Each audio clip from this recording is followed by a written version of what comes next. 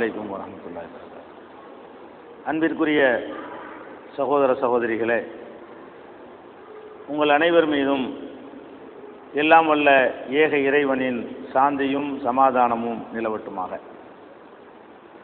இஸ்லாம் ஓர் இனிய மார்க்கம் என்ற இந்த நிகழ்ச்சி பல்வேறு மதத்தவர்கள் வாழுகிற நம்முடைய நாட்டிலே அனைவருக்கு மத்தியிலே ஒரு நல்லிணக்கத்தை ஏற்படுத்த வேண்டும், அவர்களுக்கு மத்தியிலே இருக்கின்ற கசப்பு உணர்வுகளை நீக்க வேண்டும், ஒருவரை பற்றி மற்றவர்கள் தவறாக கொண்டிருக்கின்ற அபிப்பிராயங்களை களைய வேண்டும் என்ற நல்ல நோக்கத்திலே கடந்த பல ஆண்டுகளாக தமிழகத்திலும் தமிழகத்திற்கு வெளியேயும் பல வெளிநாடுகளிலேயும் இந்த நிகழ்ச்சிகளை நாங்கள் நடத்தி வருகிறோம். இந்த நிகழ்ச்சியில் நீங்கள் கேள்வி கேட்டு அதற்கான விடையளிப்பதுதான் முக்கியமான நோக்கம் என்றாலும், துவக்கத்தில் ஒரு சின்ன அறிமுக உரையை மாத்திரம் நான் தந்துவிட்டு நிகழ்ச்சிக்கு செல்லலாம்.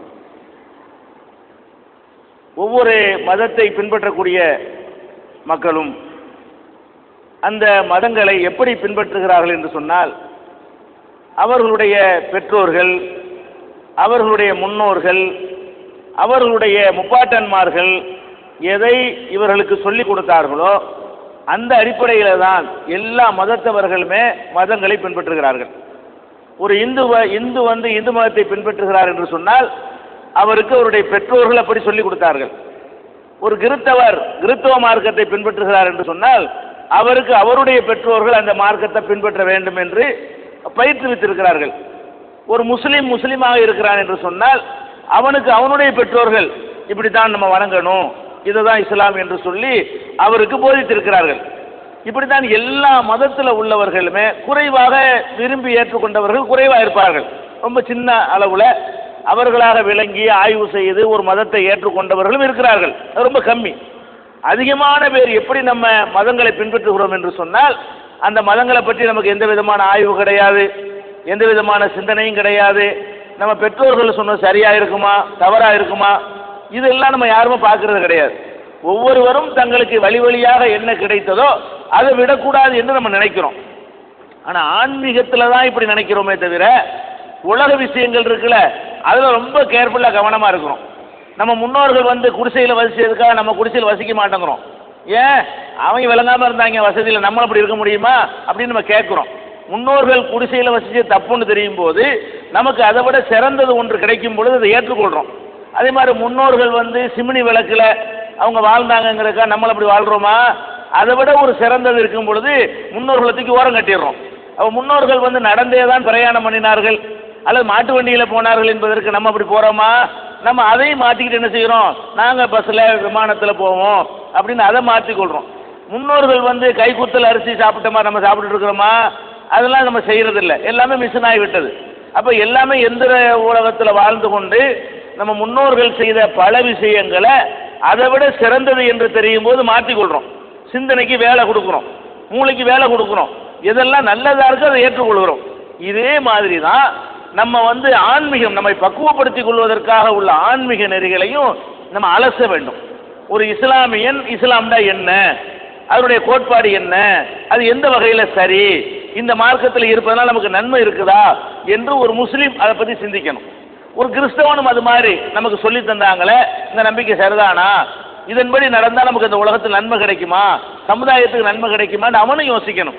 ஒரு இந்துவும் யோசிக்கணும், நமக்கு நம்ம முன்னோர்கள் சொன்னாங்களே இதுதான் கரெக்டா, இதை பின்பற்றினா நேர்வழி பெற முடியுமா என்று அவங்களுடைய நம்பிக்கைகளையே பரிசீலனைக்கு தயார் என்று வந்துவிட்டாலே கசப்பு போயிடும். கசப்புக்கு என்ன காரணம், அந்த சின்ன வயசுல விதைச்சது நான் அந்த விடாப்பிடியான ஒரு பிடிவாதத்தை நமக்கு மத்தியில் ஏற்படுத்துகிறது. அப்ப நம்ம என்ன பண்ணணும்னா, ஒவ்வொரு மதத்தில் உள்ளவர்களும் மற்ற மதங்கள் என்ன சொல்கிறது என்பதை விளங்க முயற்சிக்க வேண்டும். அந்த அவங்க மதத்தையும் வழங்க வேண்டும். எனக்கு வந்து இந்து மதம் என்ன சொல்றது எனக்கு தெரிந்திருக்க வேண்டும், கிறிஸ்துவ மதம் என்ன சொல்கிறது எனக்கு தெரிந்திருக்க வேண்டும், இஸ்லாம் என்ன சொல்கிறது என்று உங்களுக்கு தெரிந்திருக்க வேண்டும். இப்படி ஒவ்வொரு மதத்தவர்களும் தங்களுடைய மதத்தையும் அறிந்து கொண்டு பிற மதங்களை அறிந்து கொண்டு ஆய்வு செய்ய புகுந்து விட்டார்களே ஆனால் அவங்களுக்குள்ள வந்து சண்டையே வராது. எந்த சமுதாயம் சிந்திக்கிறதோ, எந்த சமுதாயம் ஆய்வு செய்கிறதோ, எந்த சமுதாயம் கருத்துக்கள் அடிப்படையில் பிரச்சனையை அணுகுகிறதோ அந்த சமுதாயத்தில் சண்டைக்கு இடமே இல்லை. உணர்ச்சியை தூண்டுவதெல்லாம் சண்டையே வருது. உணர்ச்சியை தூண்டிவிட்டு மக்களை கொதிப்படைய செய்யறதுனால தான் கலவரங்கள் வருதே தவிர அறிவுபூர்வமாக சிந்திச்சு பார்த்தா எவனாவது சண்டைக்கெல்லாம் வருவானா வரமாட்டான். அப்போ நம்ம இதை ஏற்படுத்துவதற்காக நாங்கள் என்ன பண்ணுறோம், மக்கள் மத்தியில் நல்லிணக்கம் ஏற்பட வேண்டும் என்று சொன்னால் மதங்களை பற்றி எல்லோரும் புரிந்து கொள்ள வேண்டும். அப்போ குறிப்பாக நாங்கள் இஸ்லாம் மார்க்கத்தில் இருக்கிறோம். இஸ்லாம் மார்க்கத்தில் இருந்தால் இந்த மார்க்கத்தை நாங்கள் ஏற்றுக்கிட்டோம் அப்படிங்கிற சந்தேகங்களை நாங்கள் உங்களுக்கு தெளிவுபடுத்தணும். அப்போ இஸ்லாத்தை பற்றி உங்களுக்கு பல முஸ்லீம்களோட பழகுறீங்க, அவங்களுடைய சில பழக்க வழக்கங்கள் உங்களுக்கு வித்தியாசமாக தெரியும். ஏன்னா இவங்க மட்டும் ஒரு தனி டைப்பாக இருக்கிறாங்க என்கிற மாதிரி உங்களுடைய உள்ளங்களில் ஒரு கருத்து பதிஞ்சு இருக்கலாம். அல்லது முஸ்லீம்களுடைய வணக்க வழிபாடுகள் வித்தியாசமாக இருக்கும், அது உங்களுக்கு ஒரு பாதிப்பை ஏற்படுத்தியிருக்கலாம். அல்ல முஸ்லீம்களுடைய சில கல்யாணங்கள், அவங்களுடைய கர்மாதி, அவங்களுடைய கொடுக்கல் வாங்கல், இதுகளெல்லாம் கூட உங்களுக்கு ஒரு டிஃப்ரெண்ட்டாக தெரியலாம். அப்போ இது ஏன் இஸ்லாம் சொல்லுகிறது, இப்படி தான் இஸ்லாத்தில் இருக்குதா, அல்ல இஸ்லாத்தில் இல்லாத முஸ்லீம்கள் சுயமாக செய்கிறாங்களா, இப்படியெல்லாம் நம்ம விளங்கி கொண்டோமே ஆனால் அது நம்ம வெறுப்பு வராதுங்க. ஓ முஸ்லீம் தான் அப்படி தான் அவங்க இருப்பாங்க, அதுக்குன்னு ஒரு நியாயம் வச்சிருக்கிறாங்க அப்படின்னு நம்ம அதை புரிந்து கொள்ளக்கூடிய நிலைமை ஏற்படும். இதே மாதிரி நீங்களும் ஒன்று செய்யணும். ஒவ்வொரு மதத்தை சேர்ந்தவர்களும் இது மாதிரி ஒரு நிகழ்ச்சியை ஏற்பாடு செய்து நாங்கள் இந்து மதத்தை பற்றி நீங்கள் என்ன கேள்வி வேண்டாலும் கேளுங்க, நாங்கள் அதனுடைய தத்துவங்களை சொல்கிறோம், எங்கள்கிட்ட தப்பு இருந்தால் நாங்கள் திருத்திக்கிறோம் அப்படிங்கிற மாதிரி இந்து மதத்தில் உள்ளவர்கள் முன் வரணும். கிறிஸ்துவ மார்க்கத்தில் உள்ளவர்களும் இது மாதிரி போட்டு அவங்க வட்டத்துக்குள்ளே மட்டும் பிரச்சாரம் செய்து கொள்ளாமல் நாங்கள் ஒரு கொள்கையை சொல்கிறோம், அதில் உங்களுக்கு என்ன மறுப்பு இருக்கிறது, உங்களுக்கு என்ன வெறுப்பு இருக்கிறது அப்படின்னு கேட்டு கேட்டு பழகி கொண்டோமே ஆனால் ஏற்றுக்கொள்வதற்கு இல்லை, வெறுப்பு போய்விடும். இஸ்லாத்தை பற்றி எல்லா மதத்திலும் தெரிஞ்சு கொண்டார்களே ஆனால் அவங்களுக்கு வெறுப்பு இருக்காது. இந்து மதம் இன்னதுதான் என்று எல்லா மதத்தையும் தெரிந்து கொண்டார்களே ஆனால் அவங்களுக்கு வெறுப்பு இருக்காது. மனிதனை மனிதன் வெறுக்க மாட்டான், அது அவங்க கொள்கை இது இவங்க கொள்கை அப்படின்னு ஆகிவிடும். இந்த மாதிரியான ஒரு நிலைமை நமக்குள்ள வர வேண்டும். இந்த அரசியல் கட்சிகளை தேர்ந்தெடுக்கிறதுல கூட நம்ம சொந்தமாக தேர்ந்தெடுக்கிறோம். இப்போ திமுக தகப்பனாக இருந்தால் மகன் திமுக இருக்க மாட்டேங்கிறான், அவன் அதிமுகவில் இருக்கிறான். அப்போ ஒரு கட்சியை தேர்ந்தெடுக்கிறதுக்கெல்லாம் என்ன செய்கிறோம், நம்ம அப்பா பாட்டனை பின்பற்றாமல் சிந்திக்கிற மாதிரி ஒரு கொள்கை விஷயத்தில் என்ன செய்யணும், முதல்ல நம்ம கொள்கையை நம்ம பரிசீலிக்கணும். நம்ம போகிற பாதை சரிதானா, இது உண்மையிலே சரியான ஒரு ரூட்லாம் போயிட்டு இருக்கிறோமா என்று பரிசீலிக்கணும். தப்பாக இருந்தால் திருத்தி கொள்ள வேண்டும், எந்த மதத்தை சேர்ந்தவங்களாக இருந்தாலும். இந்த மாதிரியான ஒரு பரந்த நோக்கை ஏற்படுத்துவது தான் இந்த நிகழ்ச்சியுடைய நோக்கம். வேறு நீண்ட விரிவுரைகளை சொல்லி உங்களுடைய நேரத்தை நான் வீணாக்க விரும்பவில்லை. இப்போ நம்ம நிகழ்ச்சிகளுக்குள்ளே சென்று விடலாம்.